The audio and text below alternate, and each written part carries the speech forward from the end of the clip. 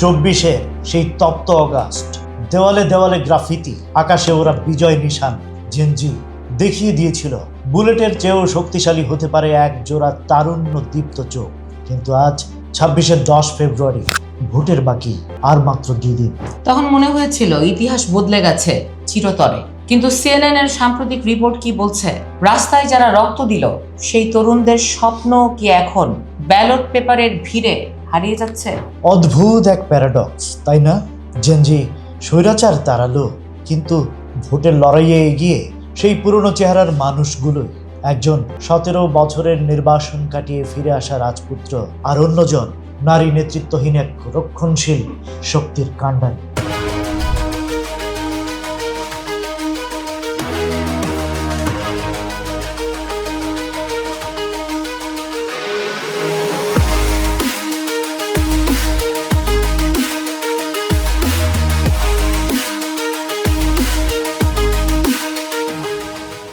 যে তরুণরা লিঙ্গ বৈষম্যহীন আধুনিক এক বাংলাদেশের স্বপ্ন দেখেছিল, তারা দেখছে তাদের গড়া নতুন দল এনসিপি এখন আসন পাওয়ার আশায় জামায়াতের সঙ্গে জোট বাঁধছে। এটা কি রণকৌশল নাকি আদর্শের বিসর্জন? নাকি এটা স্রেফ নিরাপত্তার স্বার্থে? বাংলাদেশে সংসদ সদস্য হওয়া মানে একটা বড় বর্ম।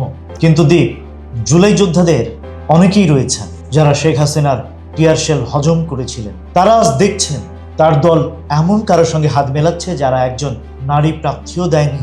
এটা কি অপমানের নয়? তুমি নারীদের কথা বলছো, মুদ্রার উল্টো পিঠটাও তো দেখতে হবে। আওয়ামী লীগ নিষিদ্ধ, হাসিনা অনুপস্থিত। যদিও অনুপস্থিত থেকেও তিনি যেন এক অশরীরী ছায়ার মতন ঝুলে আছেন রাজনীতির উপরে।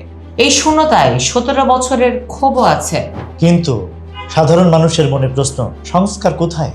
আমরা কি শুধু একটা দলের বদলে অন্য দলকে ক্ষমতায় আনার জন্য জীবন দিয়েছিলাম? তারেক রহমান ভুল ত্রুটির জন্য ক্ষমা চেয়েছেন ঠিকই, কিন্তু তরুণদের সিস্টেম চেঞ্জ এর আকাঙ্ক্ষা কি তাতে মিটবে? মাঠের চিত্র বলছে লড়াইটা এখন সংস্কার বনাম ক্ষমতার পুনরুদ্ধারের। একদিকে তারুণ্যের আবেগ, অন্যদিকে পুরনো রাজনীতির বিশাল ভোট ব্যাংক।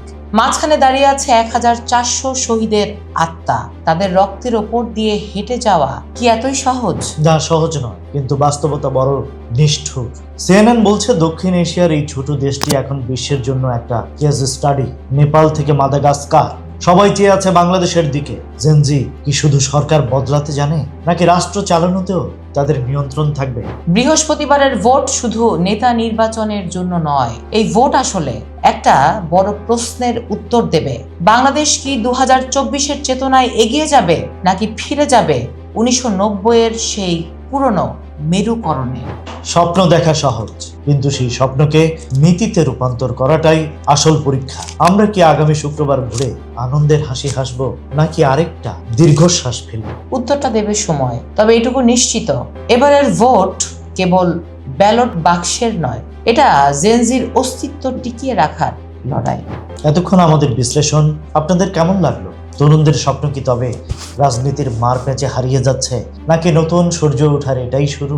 আপনাদের মতামত আমাদের জন্য খুবই জরুরি। আজকের মতো এখানেই শেষ করছি। আপনাদের সাথে ছিলাম আমি দীপ এবং আমি রাজ, আর আপনারা শুনছিলেন এবং দেখছিলেন ভয়েস অফ বেঙ্গল।